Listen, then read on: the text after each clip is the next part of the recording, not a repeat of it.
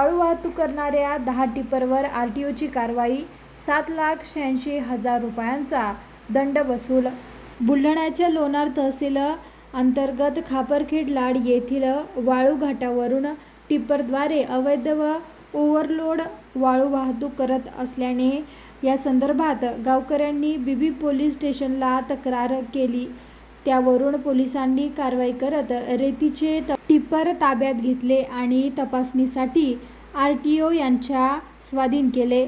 RTO यांनी electronic काट्यावर मोजमाप केली असता टिप्परमध्ये क्षमतेपेक्षा जास्त रेती आढळून आली। शिवाय काही टिप्पर चालकांकडे रॉयल्टी देखील नसल्याचे उघडकीस आले। त्यावरून आरटीओने धाडसी कारवाई करत 10 टिप्परवर तब्बल 7,86,000 रुपयांचा दंड ठोठावला आहे। या कारवाईमुळे वाळू माफियांमध्ये चांगलीच खळबळ उडाली आहे।